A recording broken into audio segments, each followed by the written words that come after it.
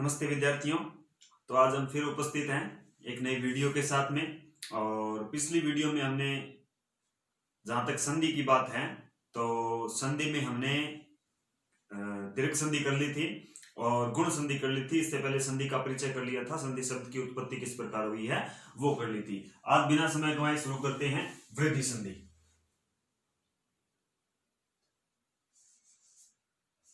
वृद्धि संधि, वृद्धि संधि का भी सूत्र होता है कौन सा? वृद्धि रेचि। काम अपने यही आना है। वैसे तो वृद्धि संज्ञा करने वाला एक सूत्र होता है जिसका नाम होता है वृद्धिरादेश। यानी इसमें ध्यान देने वाली बात भी है कि महर्षि पाणिनि ने जो किताब लिखी थी अष्टाध्यायी, अष्टाध्यायी का जो प्रथम सूत्र होता है वो वृद्धिरेदाचि ही है। अष्टाध्यायी महर्षि पाणिनि की किताब है जिसमें 8 अध्याय है, इसीलिए उसको अष्टाध्यायी किताब कहा गया। और संस्कृत में इसमें द्विगु समास कहा जाता है। हालांकि हिंदी में इसमें बहुव्रीहि समास हो जाता है, लेकिन संस्कृत में इसमें द्विगु समास में इसे रखा गया है अष्टाध्यायी। अष्टाध्यायी महर्षि पाणिनि की रचना है जिसमें 8 अध्याय हैं और प्रत्येक में 4 पाद है। कहने का मतलब हो गया 32 इसमें अध्याय किए गए हैं और 8 इकाइयों में बांटा गया है इसको, इसलिए इसे अष्टाध्यायी कहा जाता है। और अष्टाध्यायी का जो प्रथम सूत्र था वो वृद्धिरादेश है। और महर्षि पाणिनि ने सभी सूत्रों को छोड़ करके वृद्धिरादेश सूत्र क्यों लिया, ये भी एक सोचनीय विषय है।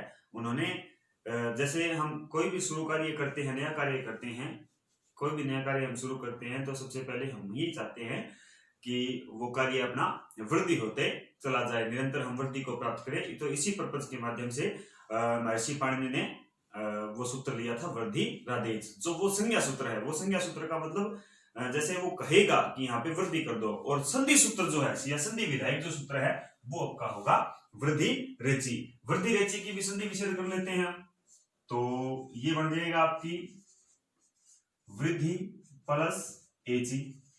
एची का मतलब हो गया एच वर्णों में, वृद्धि का मतलब वृद्धि हो जाती है। एच वर्णों में क्या हो जाती है? वृद्धि हो जाती है। और एच वर्ण कौन कौन से होते हैं? ए, ओ, आई और अ।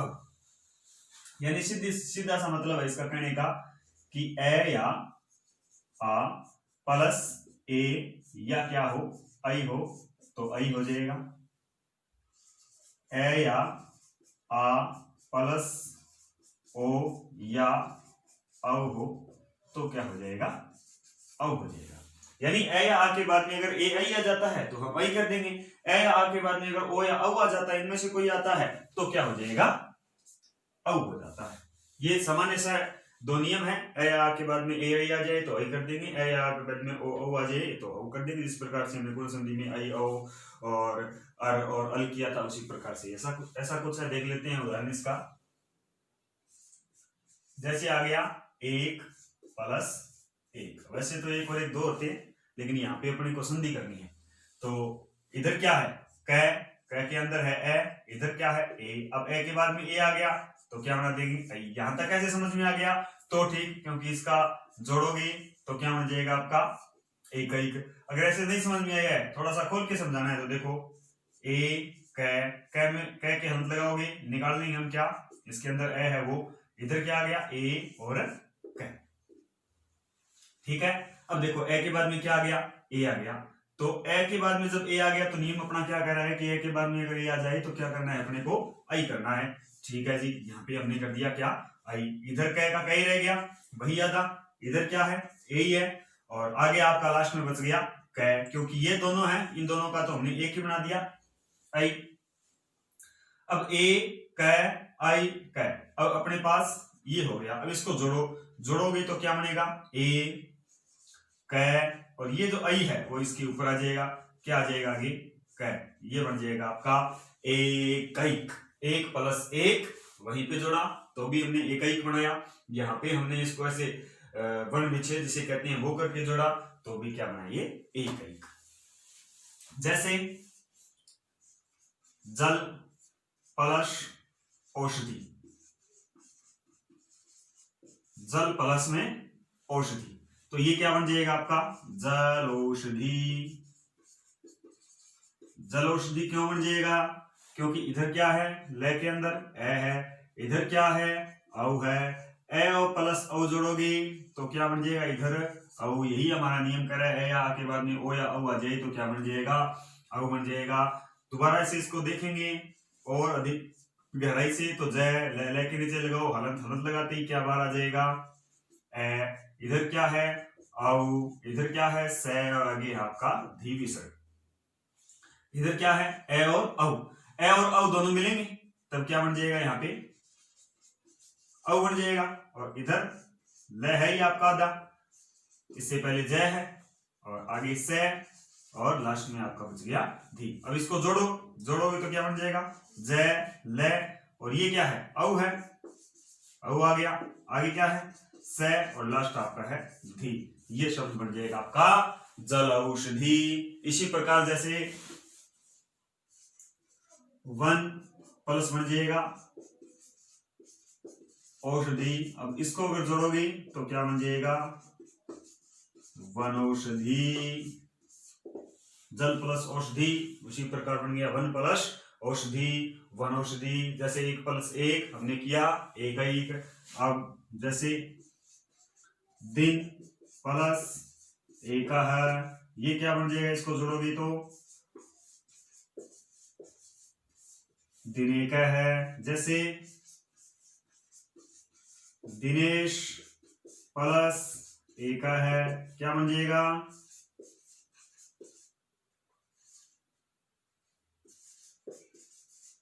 दिनेश एक है, क्योंकि एक के बाद में है, इधर भी एक के बाद में है। जैसे सूर्य प्लस एक है, क्या बन जाएगा सूर्य एक है। जैसे चंद्र प्लस एक है, क्या बन जाएगा चंद्रिका है। इसी प्रकार से आपकी वृद्धि संधि पूर्ण होती है। हाँ, इसमें कुछ देखना, वृद्धि संधि के अपवाद भी है, जिसमें एक प्रकार का सूत्र आएगा आपका प्रयवत्सर कंबल ऋणाम ऋण, यानी प्रयवत्सर के बाद में ऋण, इस प्रकार के शब्द आए तो वहां पे वृद्धि हो जाती है, नहीं होता है आर की कर दिया जाता है। तो वो जो एक अपवादित सूत्र है, वो सूत्र है वो हम लास्ट में करेंगे। गुण संधि में भी कई है, दीर्घ या आपके वृद्धि संधि में भी कई है, कई दीर्घ संधि के भी है। तो वो सूत्र हैं वो हम लास्ट में करेंगे। क्यों? क्योंकि उसकी एक अलग से एक वीडियो बना करके और उनको अपवाद में रखेंगे हम। इसमें सबसे पहले सामान्य हम नियम कर लेते हैं, बिल्कुल जो नियम के अकॉर्डिंग जो उदाहरण बन रहे हैं वो। जैसे एक प्लस एक, ए के बाद में ए आ गया, आई बना गया, हमने बना दिया एक आई का। जल प्लस औषधि किया तो ए और औ मिला करके हमने बना दिया औ जल औषधि। इसके बाद में वन प्लस औषधि किया तो वन प्लस औषधि करके हमने ए और औ को मिला करके औ बना दिया, बन गया वन औषधि। दिन प्लस एक किया तो हमने दिन एक बना दिया। दिनेश प्लस एक किया तो हमने दिनेश एक है बना दिया। इसके बाद में सूर्य प्लस एक किया तो हमने बना दिया सूर्य एक है, और चंद्र प्लस एक बनाया तो हमने बना दिया चंद्र एक है। एक उदाहरण और देख लेते हैं इसका।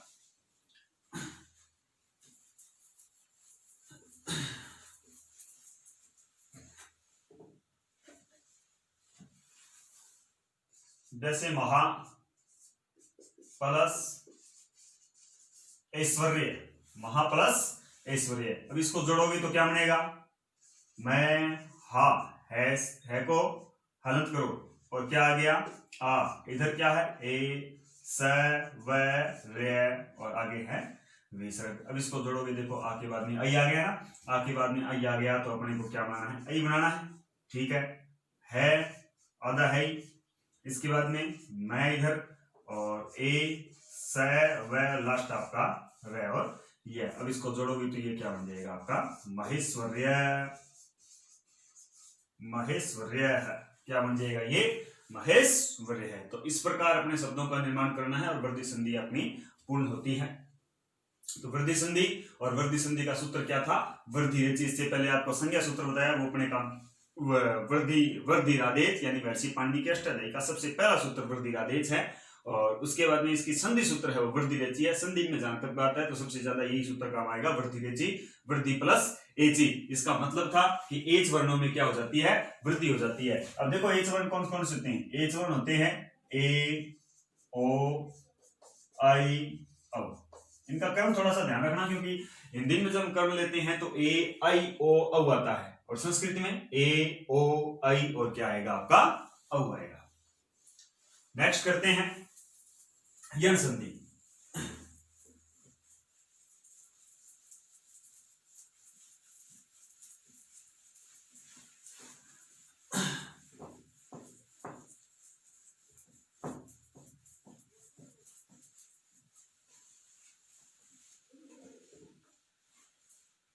यण संधि।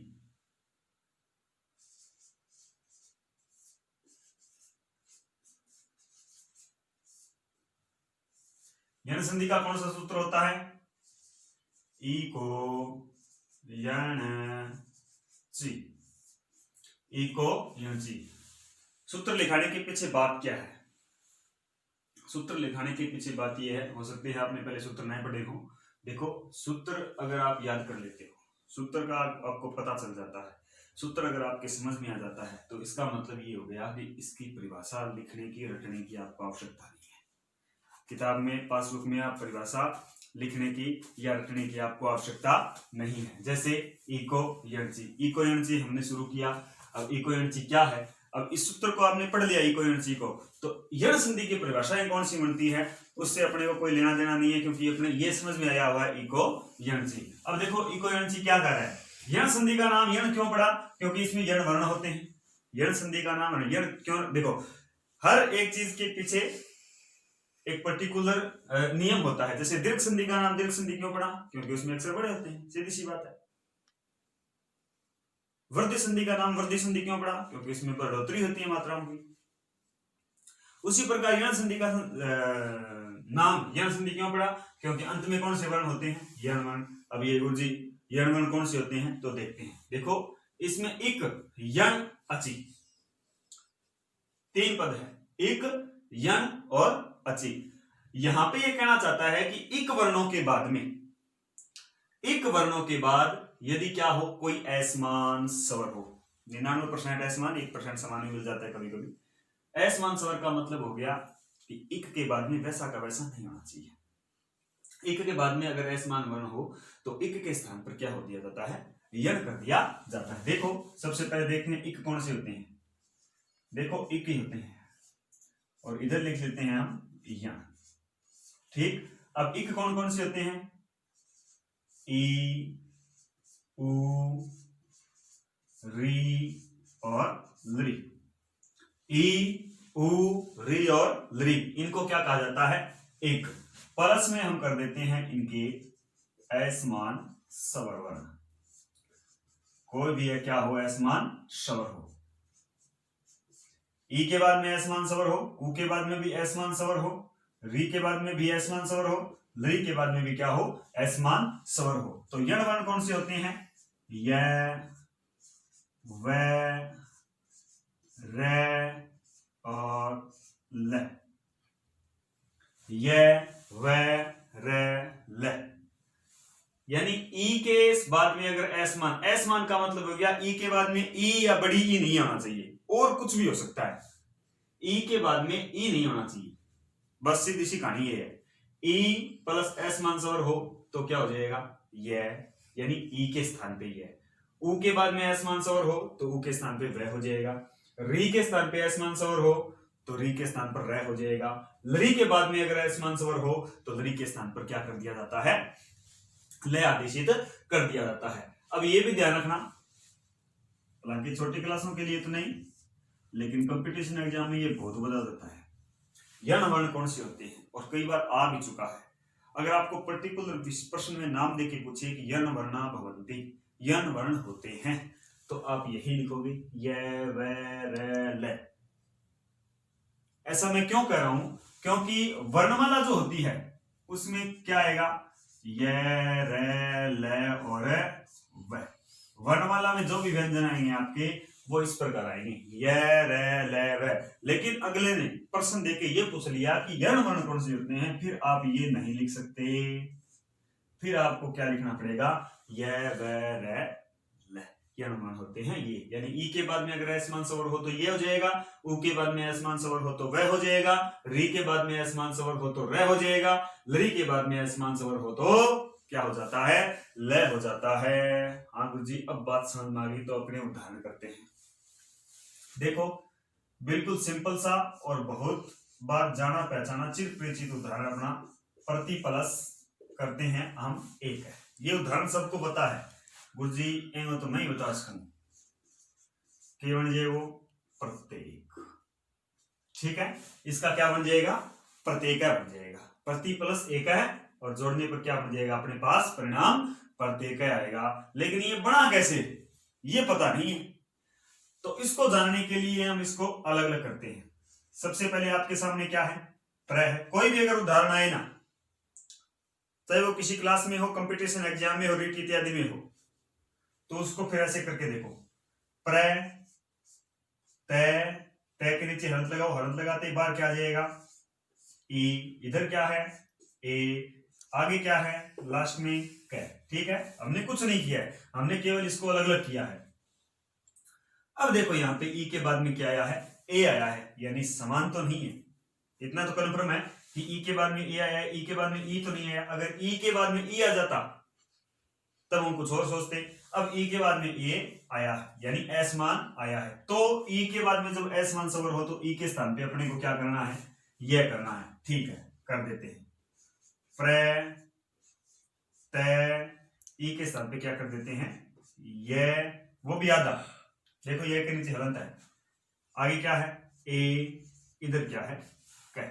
अब इसको जोड़ो, जोड़ोगे तो देखो क्या बनेगा प्र तय क्या है आधा है, आधा ही रहेगा। आधा क्यों रहेगा क्योंकि इसके आगे कोई स्वर नहीं है। अगर स्वर होता तब इसको पूर्ण कर देते, स्वर नहीं है तो इसको आधा ही रखना पड़ेगा। यह आधा है लेकिन ये पूरा हो जाएगा, किससे पूरा हो जाएगा क्योंकि आगे इसके स्वर है और ये इसके अंदर आ जाएगा। ये ए आ गया, आगे क्या है क, अपने पास क्या आ गया प्रत्येक। पहले भी परिणाम हमने क्या लिया था प्रत्येक, यानी प्रति प्लस एक बराबर प्रत्येक। इसी प्रकार जैसे इति प्लस उक्तवा, इति प्लस उक्तवा, देखो इधर ई आया है इधर उ आया है, तो सीधी सी बात है ई के स्थान पे यह करके बन जाएगा। जैसे ई तय ई उ आधा क तय और क्या है वाह है। अब देखो ई के बाद में क्या है यहाँ पे उ आया है, तो ई तय, आगे क्या है ई के स्थान पे उ आया, ई के बाद में उ आया तो ई के स्थान पे हम क्या कर देंगे यहाँ पे ये कर देंगे। आगे क्या है उ आधा क तय और वाह। तो ठीक है, अब इसको जोड़ लेते हैं, जोड़ेंगे तो क्या बनेगा ई आधा तय, तय आधा ही रहेगा क्योंकि आगे क्या है स्वर नहीं है, यह है वो है तो आधा, लेकिन पूरा हो जाएगा किससे इस ऐसे उ छोटा छोटा लगाएंगे। आगे क्या बचा कत्वा, जोड़ दो, ये शब्द आपका क्या बन जाएगा इत्युक्त्वा। तो इस प्रकार अन्य उदाहरण भी करते हैं हम।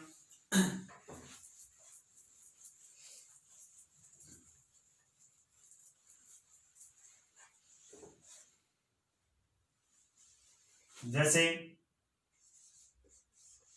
इति प्लस आदि क्या बन जाएगा इत्यादि। जैसे खलु प्लस एतत्, गुरुजी ये समझ में नहीं आया क्योंकि ई नहीं आया उ आया है, तो कोई बात नहीं है, उ आया है तो क्या है उ के बाद में ए आया है यानी एस मान सवर आया, तो उ के स्थान पे अपने को क्या करना है गुरुजी लिखित है वह करना है, तो वह ही करना है। अब जोड़ो इसको, इसको जोड़ोगे तो क्या बन जाएगा खल वेतत्। जिस प्रकार से हमने ई का यह किया था उसी प्रकार से उ का वह करना है खल वेतत्। जैसे शु प्लस आगतम क्या बन जाएगा स्वागतम। चलो इसको दोबारा बना के देखते हैं। से के नीचे हलंत लगाओ, इधर क्या है उ, आगे क्या है आ ग तय और मैं। ठीक है, कुछ परिवर्तन हमने नहीं किया है। देखो उ के बाद में क्या आ गया आ गया, उ के बाद में आ गया तो उ के स्थान पे अपने को क्या करना है वो भी कौन सा आधा। आगे क्या है से, वो भी क्या है आधा। इधर क्या है आ ग तय और लास्ट में क्या है मैं हलंत। इसको हम जब जोड़ेंगे तो से आधा का आधा ही रहेगा क्योंकि आगे स्वर नहीं है। वह है वो था तो आधा, लेकिन पूरा हो जाएगा किससे, आ से, स्वा बन जाएगा। आगे क्या है, ग, त और न, ये शब्द क्या बन जाएगा आपका, स्वागतम। हिंदी में इसको बना दोगे आपका स्वागत।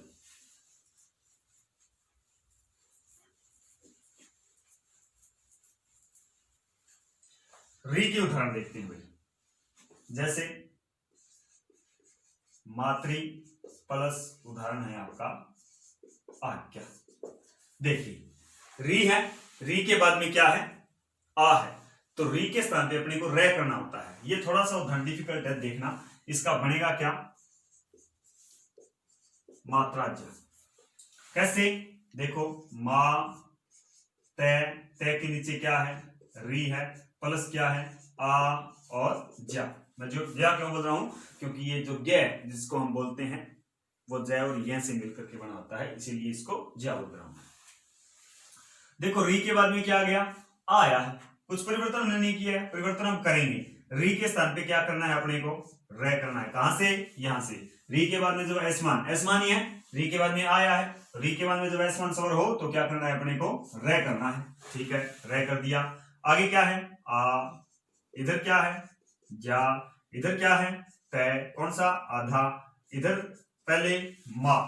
अब इसको जोड़ो, जोड़ोगे तो क्या बनेगा, मा। अब देखो तय आधा, रही आधा, बात केवल अपने को यहां लिखनी है, तय आधा और रही आधा, तो दोनों का मिलाकर के हम क्या बना देंगे, त्रित्रिशूल बना दो। आगे लास्ट वाला रह है वो पूरा हो जाएगा किससे, आ से, तो ये आ यहां भी लगा दो। और जा क्या है, यह है, तो ये बन जाएगा आपका मात्राज्ञा। इसी प्रकार पितृ प्लस आज्ञा क्या बन जाएगा, पित्राज्ञा। इसी प्रकार भ्रातृ प्लस, भ्रातृ का मतलब भाई, आज्ञा, ये बन जाएगा भ्रात्राज्ञा। इसी प्रकार पितृ प्लस उपदेश क्या बन जाएगा, पितृपदेश। इसी प्रकार मातृ प्लस उपदेश क्या बन जाएगा, मातृपदेश है।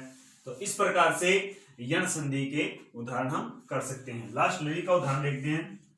मोस्टली एक ही उदाहरण आता है, लरी प्लस आकृति, लरी प्लस आकृति। अब इसको जोड़ो तो मैं सीधा ही बता देता हूं, ये क्या बनेगा, लाकृति। और पेपर में मोस्टली यही उदाहरण आता है, लाकृति। कैसे, ये कह रहा है कि लरी के बाद में असमान स्वर हो, लरी के बाद में असमान स्वर हो तो अपने को लय करना है। तो सीधी सी बात है, ये लरी है, लरी के बाद में असमान स्वर आएगा तो इस लरी को ही काट दो और आधा लय कर दो। आगे क्या बच गया अपने पास, आकृति, जोड़ दो इसको, लय में आ जाएगा, ला बन जाएगा और कृति आगे है, तो ये जोड़ोगे संपूर्ण शब्द अपने पास पद बनकर आ जाएगा, ला कृति। तो इस प्रकार से हम यण संधि भी पूर्ण कर चुके हैं। यण संधि का सूत्र क्या था, यण संधि नाम क्यों रखा गया, क्योंकि इसमें यण वर्ण होते हैं। यण संधि का सूत्र कौन सा होता है, इको यणसी, यही इसकी परिभाषा है। कैसे कि इक वर्णों के बाद में यदि असमान स्वर हो, इक वर्णों के बाद में यदि असमान स्वर हो तो इक वर्णों को यण हो जाते हैं।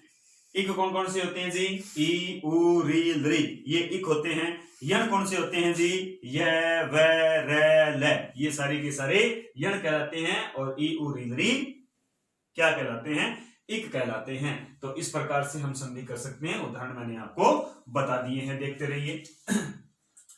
नेक्स्ट करते हैं अयादि संधि।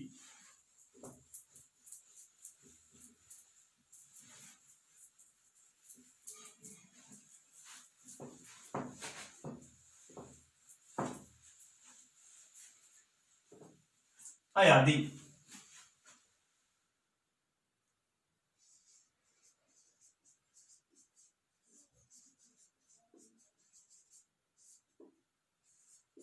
अयादि संधि करते हैं। अयादि संधि में क्या होता है, अयादि संधि का नाम अयादि क्यों रखा गया था, जिस प्रकार से हमने ये कहा कि यण संधि का नाम यण इसलिए रखा गया क्योंकि इसमें यण वर्ण होते हैं। दीर्घ संधि का नाम इसलिए रखा गया क्योंकि वो अक्सर बड़े हो जाते हैं। गुण संधि का नाम अक्सर गुण रूप धारण कर लेते हैं, इसीलिए गुण संधि लिखा। वर्धी संधि का नाम वर्धी संधि क्यों रखा, क्योंकि उसमें मात्राओं की बढ़ोतरी होती है, मात्रा वृद्धि होती है, इसीलिए वर्धी संधि का नाम वर्धी संधि लिखा। उसी प्रकार से अयादी संधि का नाम भी तो रखा होगा, क्यों रखा, क्योंकि अयादी संधि की संधि करो क्या बन जाएगा, आय प्लस आदि। बस समझने की जरूरत है, लिखने की आवश्यकता नहीं है।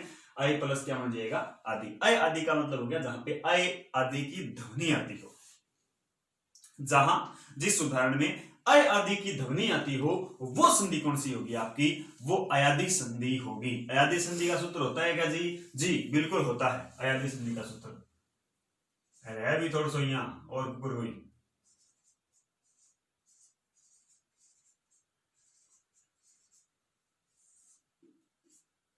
ये क्या लिख दिया जी, ये लिख दिया हमने एचो अय वाया वह, एचो अय वाया वह, एचो अय वाया वह। 2-3 बार बोलोगे इसको, ये समझ में आ जाएगा। एचो अय वाया वह, एचो अय वाया वह, एचो अय वाया वह, एचो अय वाया वह। मैंने क्लास में बहुत बार बोला है, कई तो बोलते हैं वाया वाया वह, एचो अय वाया वाया वाया वह।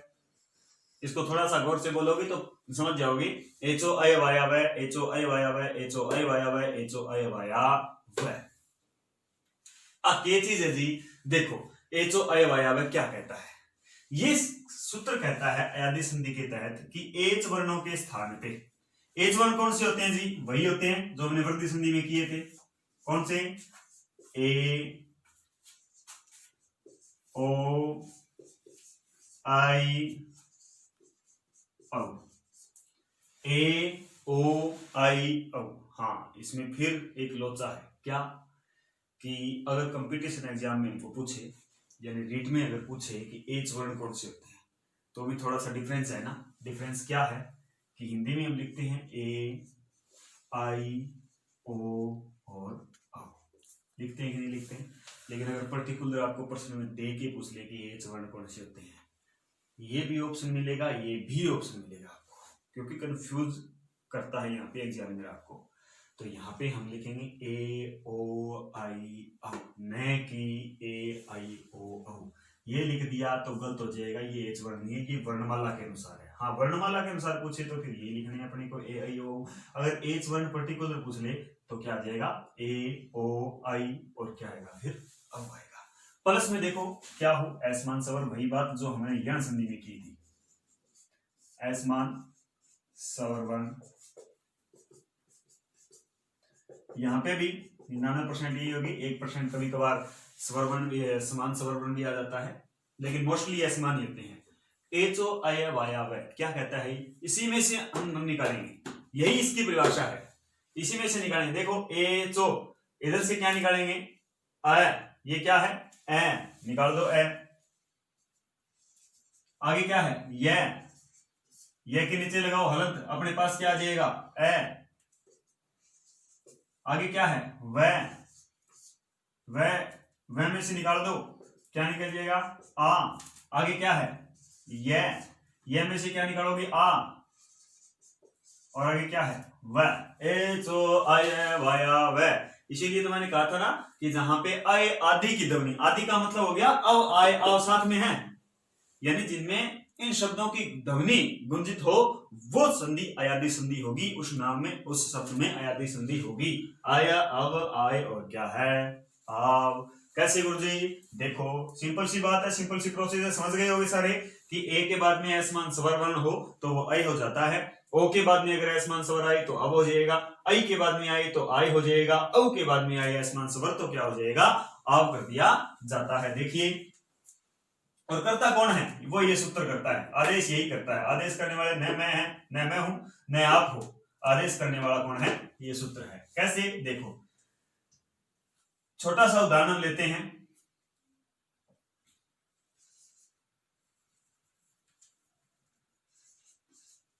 ने प्लस अनंत, यहां पे ए है, ए के बाद में ए आया है। कैसे, देखो न के बाद में क्या आ गया, ए। आगे क्या है, ए, न और क्या है, न। अब देखो ए के बाद में क्या आया है, ए आया है।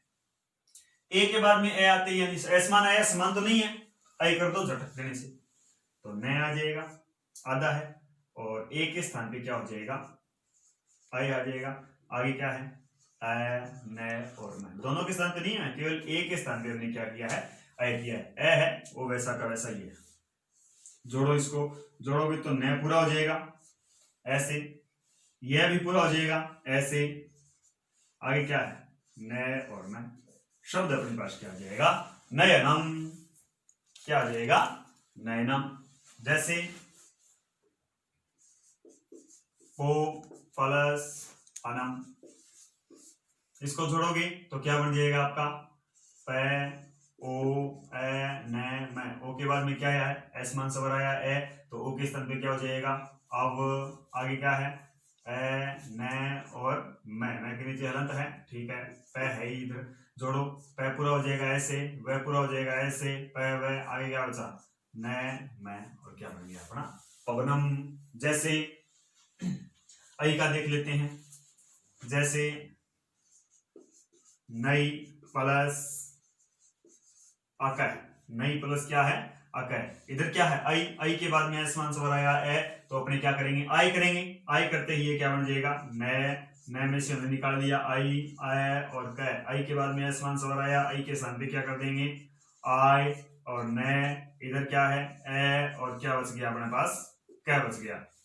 इसको जोड़ो, न पूरा हो जाएगा इससे, बन गया ना, यह पूरा हो जाएगा इससे, यह, और इधर क्या है, क, ये बन गया आपका नायक है। जैसे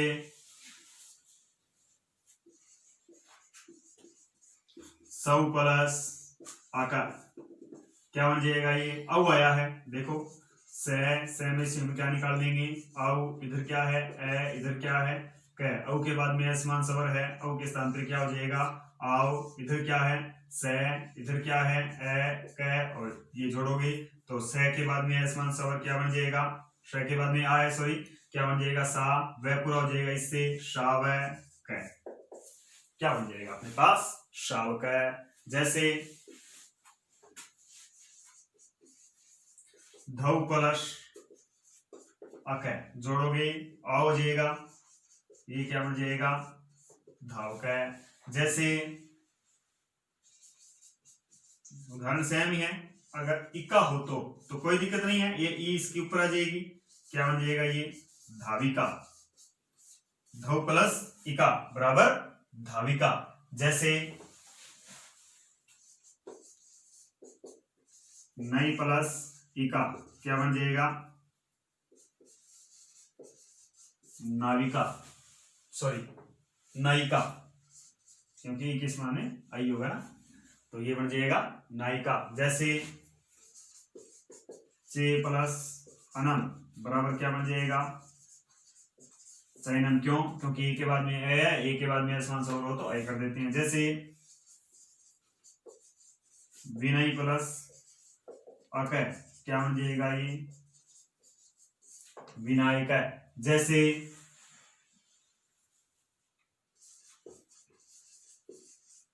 विधेय प्लस अकय क्या बन जाएगा, विधायक। तो इस प्रकार से अनेकों उदाहरण हम यन संधि के, सॉरी अयादी संधि के कर सकते हैं। तो कल की वीडियो में हमने दीर्घ संधि और गुण संधि कंप्लीट की थी, आज हमने यन संधि कंप्लीट कर ली और अयादी संधि कंप्लीट कर ली और वृद्धि संधि भी कंप्लीट कर ली। बाकी आप वादिक सूत्र रहे हैं, सवर संधि आपकी लगभग कंप्लीट हो चुकी हैं। दो संस्कृत की अलग से रही है, पूर्व रूप और पर रूप और अपवाद। पर रूप, पूर्व रूप और इसके जो अपवाद बचे हैं वो नेक्स्ट वीडियो में हम कंप्लीट कर लेंगे। तब तक ये देखते रहिए और लिखते रहिए और इसको समझने की कोशिश करते रहिए। धन्यवाद।